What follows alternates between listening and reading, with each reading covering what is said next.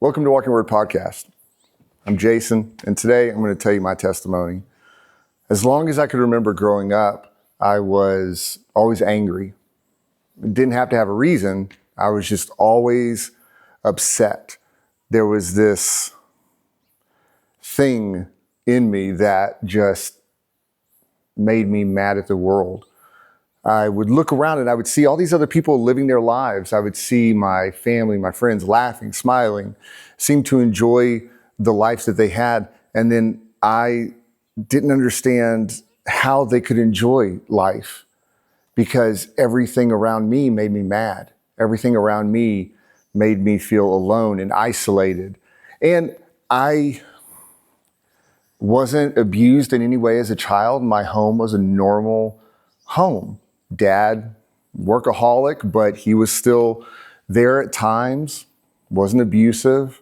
My mom always was trying to just raise her kids, not abusive.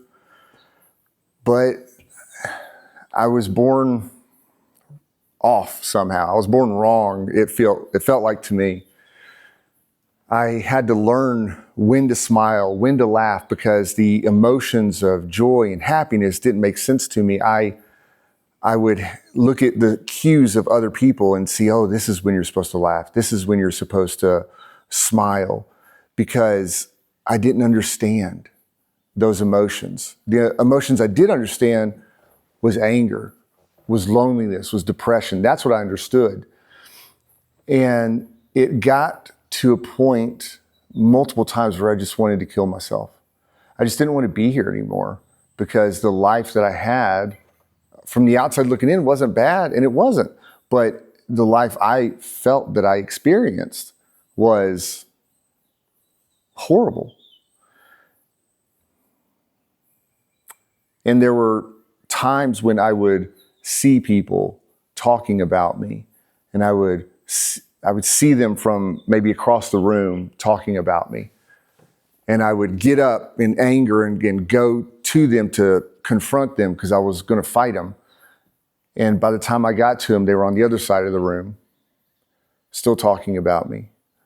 There were times when I would hear my family talking about me in the next room, and I would go to them, and they either wouldn't be there or they weren't talking. I would hear these constant chatters of people around me that weren't there. I would see people in a room, for instance, screaming at me from across the room. And I started to realize that I was seeing things that nobody else was seeing. I was starting to see that what I was experiencing, other people weren't experiencing. And I knew enough at the time to know that I probably shouldn't talk about this. But there was this constant attack, it felt like, from the world around me about my worth and my value and who I was. And I got to a point where I just couldn't handle it. And I remember going to Vacation Bible School one time, and this is in elementary school, and the Vacation Bible School teacher said, hey, if you need help with anything, then you just ask God to help you. And so that's what I did. I went home that night because I was just constantly frustrated and angry and felt isolated and didn't relate to anybody and feel any kind of connection to people, even my own family. And I cried out, asking God to fix me, to change me, to not have me experience these things that I was experiencing, that it seemed like nobody else was experiencing. And nothing changed. I didn't hear anything different. I didn't see anything different. I didn't have an experience of who God was or what his love was. It was silent. And so from that point on, I thought, well, there is no God. And I was an atheist, a complete atheist. There is no God. We're all just a bunch of chemicals that got put together. And when my chemicals got put together, I guess something got mixed up in the batch because I wasn't like everybody else. And so I decided that since I hated the world and everybody else seemed to get to have a life and enjoy that life, and I didn't get to have the life and enjoy life, that I was going to become America's best serial killer. I had set out in my mind to kill as many people as I could before I was killed or before I was caught. And so as a child in elementary school, I started planning. I started researching serial killers. My dad was a cop. I would ask him questions about criminals and how they got caught and who messed up and how the police were finding them. I made a whole plan of how to do this in elementary school. I was second grade, third grade. And I would have knives hidden around the house my mom would find, because in my mind, if my family ever made me mad enough, I was just going to kill them and just go live on the street. And that didn't bother me at all to think about doing that. In fact, I was, as a child, hoping that they would upset me enough that I would do it. And that's the life that I lived, plotting and plotting and plotting murder and mayhem. I was constantly fighting with people. I was stealing every day in elementary school of my life. Whenever I got to middle school, I was stealing from the lunch line every day. I'd take orders from all my friends. What do you want? What do you want? What do you want? And I would go through the line and I would steal all of the food and pay for like a pickle, something that was very cheap, and have my sleeves and coat full of everybody else's food. My mom remarried. And when she did, the man she remarried was a harsh disciplinarian. He was going to set order to this house that was kind of, the kids just kind of ran it, me and my older brother. And I remember hating him so much because I got to, in elementary school, run around 2, 3 in the morning, break into houses, vandalize cars, do whatever I wanted. And then here he comes along and he's going to have a bedtime for me. He's going to make sure that I don't get into trouble. Well, there was a church camp that my brother was going to go to at this new church that we were going to with my stepdad, who I called Pops. And the pastor asked me if I wanted to go. I said, yeah, because I had just gotten in trouble for vandalizing a car. I hated my pops. I didn't want to be around him. And I didn't want to ask him to go. But because the pastor asked me, I thought, well, I don't know anybody anything, so that's great. I'll go, yeah. So I go. I show up. It was at some resort. It was a pretty well-off church. And we go to this beach resort area. And the whole week, I'm just stealing and fighting and terrorizing and doing everything that I could to just have my own version of fun. And it got to the point where the second to last day, Thursday, I had been caught peeing off of the balcony onto beachgoers by a counselor. And so I was given a chaperone for the whole day. His name was Ted Ziegler. Loved that guy. Hated him at the time, but he was assigned to me. So he would stand outside the stall whenever I'd go to the bathroom. I was not allowed to be alone because of everything that I had done. And so it was the last night and there was an altar call. Now I go down to the altar because I'd asked Ted, hey, if I go down to the altar, are you going to come with me? Do you have to be there with me? And he said, no, if you want to go down to the altar, you can go down there by yourself. And it was going to be the first chance that day that I was going to be not with him. So I said, great. So I go down to the altar. I'm an atheist. I don't believe in anything, 100%. I'm just going down there to get away from Ted. And I get down there and they tell us to raise our hands. So I raise my hands because I thought, man, if I don't raise my hands, they're going to send me back to Ted. So just, whatever, I'll raise my hands. And the minister on the platform, don't know his name, don't remember his name, starts touching people's hands that are raised. And people are falling out. Pentecostals call it slain in the spirit. It's in scripture. And I saw this and it enraged me. It made me so mad because in my mind, all these stupid people are falling over for no reason. All these people are playing a game to try to trick me, to try to get me to do what they want me to do. And so it enraged me. And then my brother, my older brother, he fell out. And I thought, that's it. So I had a plan. I thought, this minister, he's going to come and he's going to grab my hand. And when he grabs my hand, I'm going to yank him off stage. This was the summer between 7th and 8th grade. I'm going to yank him off stage, and I'm going to beat him as much as I can until somebody pulls me off. The worst that's going to happen is I'm going to go home the next day. It was the last night. In my mind, that's what I thought. Now, I was used to extreme violence. And one of the things that I know about extreme violence is people freeze. When people aren't used to extreme violence and it occurs, people freeze, and it takes them a few seconds, sometimes even longer, to realize what's going on and to have a plan of action. So I knew I was going to be able to hurt this minister real bad before anybody was going to get to me. And I fought dirty. I'd bite, I'd scratch, I'd headbutt, I'd stomp. So I thought, I'm going to bite some chunks out of him. I'd done it to other people. I'll do it to him. I'm going to stomp him. I've done it to other people. I'm going to do it to him. I'm going to beat him until they get me off.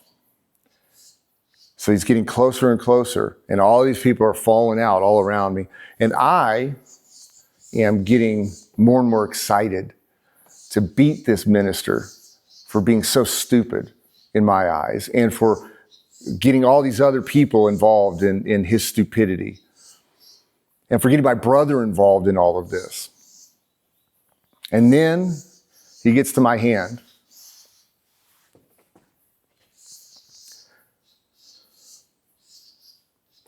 And when he touched my hand, the next thing I knew was I saw a throne and somebody sitting on the throne, and it was massive. It was huge, and I could see from the knees down. And it looked amazing. It was the most amazing thing I'd ever seen, and it looked like it was made out of light. It's the only thing I could think of. It's almost like in the movie Thor, whenever you see the rainbow bridge in Thor, and it's that kind of prism light kind of structure. That's what it looked like to me, except no movie could do it justice. And in that moment, all the anger was gone. And all the loneliness was gone. And I knew that I was looking at the Father. I knew that I was looking at God, the maker of the universe.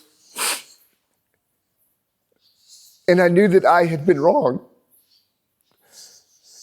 And I felt so much remorse and guilt for everything that I had done up to that point. And so I just kept saying, I'm sorry. I'm so sorry.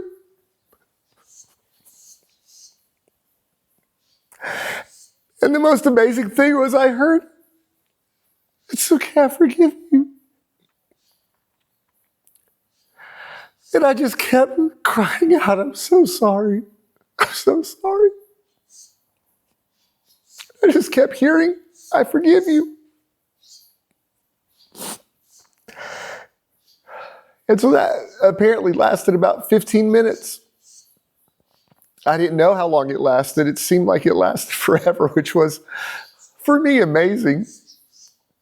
But I opened my eyes and I realized that I'm laying down and all these people that I'd been terrorizing were the ones praying for me. And I remember it getting dimmer when I opened my eyes. I remember thinking it's so odd because it's like somebody had the lights on a dimmer and I had seen this glorious, amazing light. And then I opened my eyes and it just gets a little dimmer, like somebody just turned the knob down. And I felt different. I didn't know what had happened. I didn't know what any of that was, but I knew that whatever it was, I liked it. And I wanted more of it. And I felt human. I felt whole. And I remember thinking, is this what everybody's been experiencing all around me? Is this what being human really feels like? And I go to my youth pastor at the time and I say, whatever that was, do it again. His name is Philip Hearn at the time. And he says, well, I can't do that. God did that. I can't do that. I can pray for you. And I said, hey, no. You don't understand. Whatever that was, You do that again. And he tried to explain to me, well, I can't really, that's not me that's doing it. It's not, it's God that's doing it. And I said, you don't understand. Whatever that was, you're going to do it again. And so instead of arguing with me more, I'll pray for you. So he puts his hand on my head. And next thing I know, I see this throne again. And I see this man come out from the right side of the throne and walk over to me and tell me that he loves me.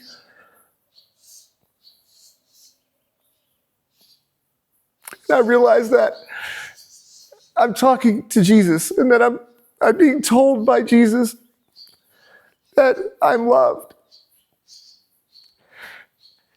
And it wasn't just words. There was a weight to those 3 words, I love you, that he was saying that made my soul feel like it was grounded to something, that I wasn't just going to flutter off somewhere, that I was getting filled up with something. And it was amazing. And so for about 10 minutes, apparently all I kept saying was, I love you. I love you. Nobody knew who I was talking to. But I was getting to tell Jesus that I loved him so much. Because in those moments, I didn't need a sermon. I didn't even know what any sermons were. I didn't know what the minister had preached. I didn't know anything except for I had been confronted with God. When I had 2 choices, believe or rebel. But I could no longer be an atheist. And everything inside me said this is right. And everything that I was feeling was amazing. And I opened my eyes and it gets dimmer again. And those same people were praying over me. And I go to my youth pastor again and I tell him, hey, whatever that was, do it again. Because I was afraid that it was going to go. I was afraid that this feeling of being human, of being whole, of being complete was going to fade, was going to go away if I didn't stay there with him. And so in this time, instead of arguing, he just said, oh, I got to pray for you. And he puts his hand on my head. And this time, there was no throne. I just remember being in silence. And the thing about that is, from as early a memory as I could as a child, all I remember is noise. It was like a cacophony of sound in my head. Even when I was alone, it wasn't quiet because there was always conversations going in my head. It was as though I was always in a busy cafeteria, just constant chatter. And for the first time in my life at 13, I heard silence. It sounds strange, but I had never heard silence. I didn't know what that was because my brain was just broken. And it was so peaceful. And I felt like whenever you have a hot day and you're sweating by the pool and the wind blows and you get those goosebumps because it's chilling your body. And I felt like God was just blowing his spirit, his breath. The Hebrews call it the ruach. In the Greek, it's the pneuma. And I felt like God was just blowing his breath over my soul. And I would have these waves of feeling alive for the first time. And it was amazing and it was so peaceful. And I opened my eyes and it got dimmer again. And I've never been the same. I had real bad acne at the time, just pizza face. That cleared, that was gone. It came back months and months later, but it was, I looked around and no longer did I want to kill everybody. No longer did I want to seek vengeance for the lives I felt I had been wronged of having. I loved people. And I looked around and I thought, my God, literally, my God, all these people you died for, all these people you love, all these people you want to be with you. And I remember having such a profound change of perspective on humanity. And that was 31 years ago. And I still remember hearing those words. You're forgiven. And hearing those words, I love you.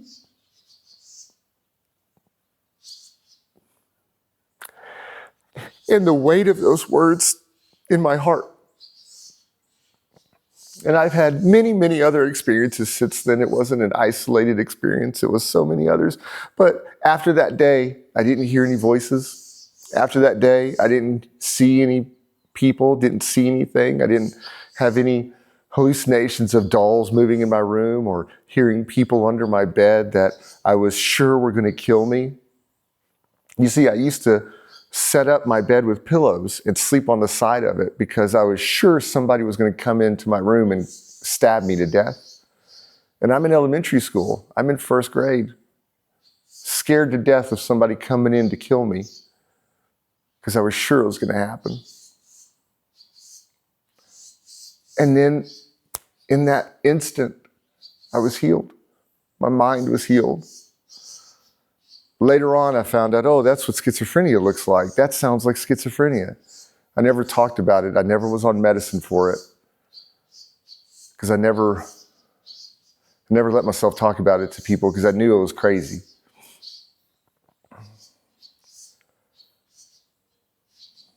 And that's how God saved me. Was as an atheist at an altar, trying to get away from a counselor, ready to attack and permanently scar a minister of God. That's when he saved me. So if you ever think, oh man, I'm not good enough, I'm not worthy enough, I've done too much, it's not true. It's an enemy that's going to tell you that. It's been an amazing journey so far, and I can't wait for all the rest of it to happen and for all the things God has planned and in store for me. Just hold on to hope.